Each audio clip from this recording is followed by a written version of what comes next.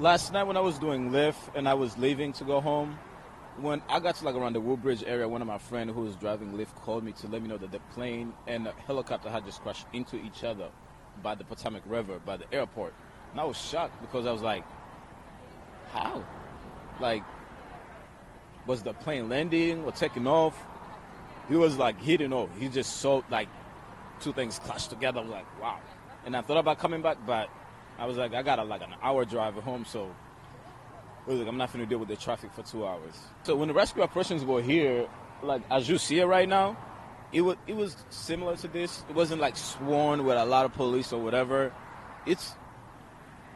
I seen more police at a traffic stop or like at a car accident than I saw here today. So it's like, but it was really a tragedy what happened. It's just really, really a tragedy. All I can say to the family members is my condolence to them, and hopefully, they grieve and move past this. We all lose somebody before in our life, and I know how it feels to lose somebody, and I lost somebody before.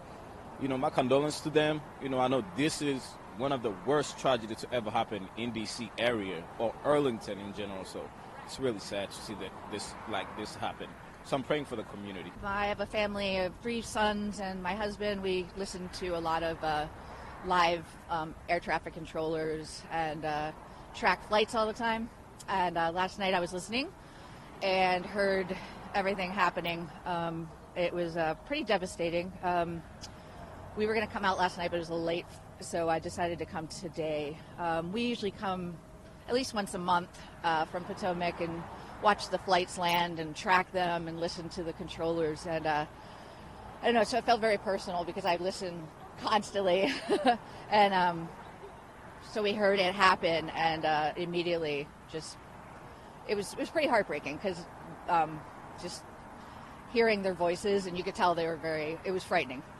But describe to us what you heard last night. Well, there was 3, the tower, the controller that does with landings, the approach said, you could tell that he was talking to the Black Hawk, and he told the Black Hawk, do you have eyes on the, it's called visual separation, which usually means the flights, make sure they maneuver around the plane landing. And the CRJ, the American Airlines flight from Kansas, got approval to land.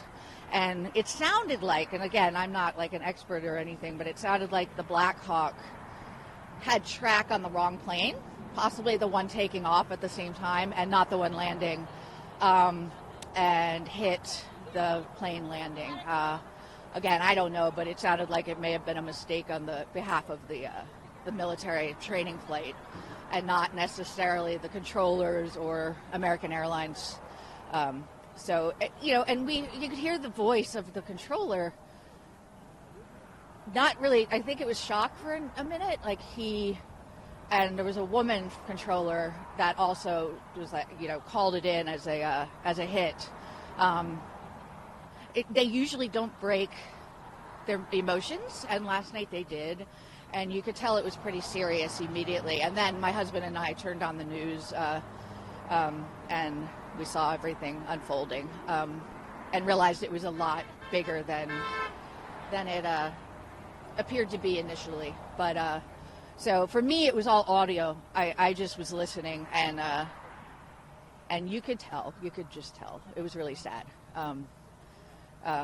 Even the pilot from the American Airlines, his voice, I don't know, it just really stopped us in our tracks. I was kind of in shock, to be honest with you. I've never seen it happen, or not seen, but heard it happen real time. But I know there was another close call in May on the ground. 2 flights almost collided, and that wasn't as serious as this. So. Now, you're somebody who tracks, aircraft. I do. Considering you live so close by. I do, yeah. You may not be an expert, but do you think that the airspace in D.C. area is crowded? Oh, that's a good question. Again, not an expert.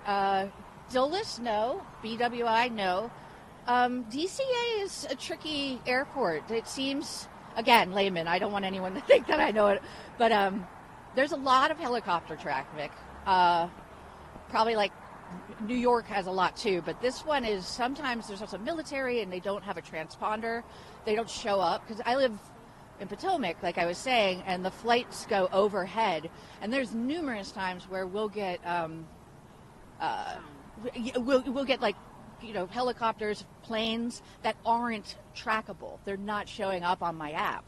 So I know that they have record of it, but it is very busy. On top of it, visually seeing how busy it is, it's also can be very busy where they're not even trackable. Does that make sense? So I would say this airport is very unique in a lot of ways, also because there's a district not flyover from 9/11 where you can't go below, I think it's 15,000 feet.